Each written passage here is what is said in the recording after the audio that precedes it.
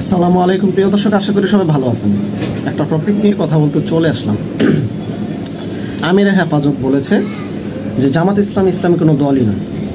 তার প্রেক্ষাপটে মুফতি মাওলানা মুহিবুল হাসান আমির হেফাজত কিছুদিন আগে বললেন জামাত ইসলামী সম্পর্কে কিছু কথা বলছেন, সবার মাথা খারাপ।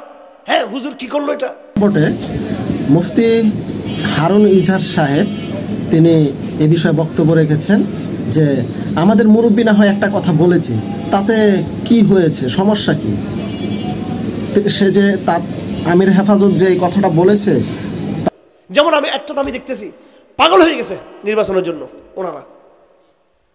এখন ঐক্য বলতেছে। এখন তো নির্বাচন আসলে ক্ষমতার সময় ঐক্য, এর আগে ঐক্য ছিল না কেন? আর বলার পিছনে একটা কারণ আছে। কারণটা সেটাই বোঝাতে চালো, জামাত ইসলাম নাকি ভোটের জন্য তাড়াহুড়া লাগিয়ে দিয়েছে। জামাত ইসলাম যদি ভোটের জন্য তাড়াহুড়া লাগিয়ে দেয়, ঐক্যের জন্য যদি নির্বাচনের আগে তারা ঐক্যর জন্য তাড়াহুড়া লাগিয়ে দেয়, তাহলে আমার প্রশ্ন থেকে যায় যে জামাত ইসলাম কি 15.5 বছরের ভিতরে কি ঐক্যের কথা বলেনি? আপনাদেরকে বলেনি? আপনারা কি সেই ঐক্য চেয়েছিলেন? চাননি। অথচ জামাতকে সবসময় আপনারা এক ঘরে করে রেখেছেন, সবসময় একটা সাইড করে রেখেছেন। আর আপনারা চেয়েছিলেন সে জামাতের জায়গাটা যদি আমরা পেতাম, এটা আপনারা চেয়েছিলেন। আপনাদের ভিতরে অনেক আলেমরা এই জিনিসটা চেয়েছিল, জামাতের অবস্থানটা আপনারা নিতে, কিন্তু সেটা আপনার 15.5 বছরের ভিতরে জোগাতে পারেননি। অনেক ষড়যন্ত্র আপনারাও করেছেন। এটা একবারে মিথ্যা বলে উড়িয়ে দিবেন, এটা কোনো কথা নয়, এটা জাতি বিশ্বাস করবে না। তো ঐক্যের কথা বলতেছেন যে জামাত ইসলাম নাকি ওই নির্বাচনের আগে নাকি ঐক্য খুঁজে। তো নির্বাচনের আগে ঐক্য খুঁজে, 15.5 বছর কি খোঁজে নাই? খুঁজছে। আরেকটা কথা বলেছেন কি, যে জামাত ইসলামের আমিরদেরকে যখন ফাঁসির কাস্টে ঝোলানো হয়, গ্রেফতার করা হয়, ক্রস ফায়ার দেওয়া হয়, তখন নাকি আপনারা নাকি জামাতের সাথে ছিলেন, তাদেরকে বাঁচানোর জন্য তাদের পক্ষে কথা বলেছিলেন। তো আমার কথা থেকে যায় যে আপনারা এত কিছু করেছেন, এত কিছু করলেন, করার পরে জামাতের নেতাদের ফাঁসি হয় কিভাবে? গোলাম আজম, নিজামী সাহেব, কামরুজ্জামান, মীর কাসেম আলী, তাদের ফাঁসি হয় কিভাবে? কিভাবে সরকার সাহস পেল তাদেরকে ফাঁসি দেওয়ার? আপনারা যদি রাস্তাঘাটে এত আন্দোলন করে থাকেন, এত শক্ত অবস্থান নিয়ে থাকেন, তো তাহলে এই আওয়ামী লীগ সরকার কিভাবে তাদেরকে ফাঁসির কাস্টে ঝুলালো? ক্রস ফায়ার দিল কিভাবে? জামাত শিবিরের ছেলেদেরকে কিভাবে দিল? এটা একটা প্রশ্ন থেকে যায়। আপনি এই সমস্ত কথা বলে জাতিকে কেন বিভ্রান্ত করতেছেন? কেন আবার এই কথাও বলতেছেন যে আমাদের মুরব্বী না হয় একটা কথা বলেছে, এতে আপনাদের রিপিট দেওয়া লাগে? অবশ্যই রিপিট দেওয়া লাগবে। আপনাদের মুরব্বী এই কথা কেন বলবে? আমির হেফাজত তার মুখে এগুলা মানায়? এই বাংলাদেশ জামাত ইসলামের আমির কি এই ধরনের কোনো কথাবার্তা বলে? আপনাদের আকিদায় সমস্যা, হ্যান সমস্যা, ত্যান সমস্যা। আপনারও তো আকাবিরদের অনেক ভুল ত্রুটি আছে। জামাত ইসলাম তো সেই আকাবিরদেরকে নিয়ে কোনো সমালোচনা করে না, কোনো সময় তো দেখি না জামাত ইসলামের একটা বক্তা আপনাদের দেওবন্দের আকাবিরদের নিয়ে একটা ফালতু কথা বলতে।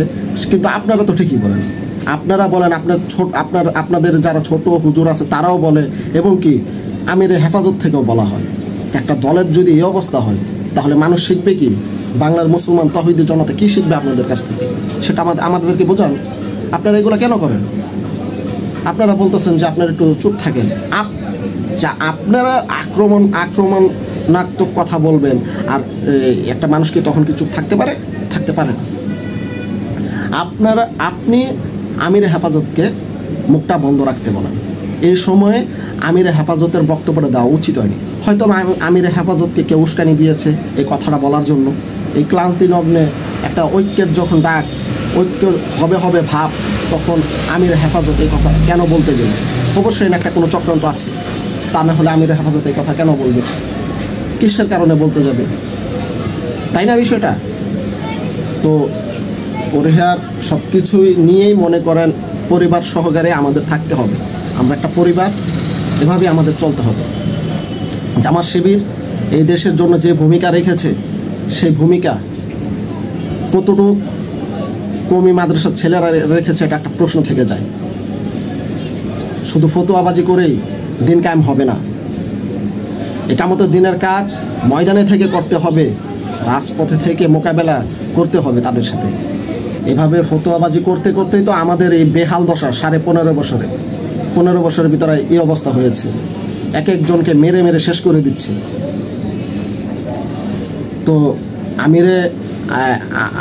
আমি জামাত ইসলামের আমিরদেরকে যখন মারা হয় ফাঁসি দিয়ে, তখন সর্বপ্রথম কি বাংলাদেশে কি ঘটনা ঘটায়? আওয়ামী লীগ সরকার তখন 2009 সালে বিডিআর বিদ্রোহ ঘটায়। বিডিআর বিদ্রোহ ঘটানোর পরে দিয়ে সে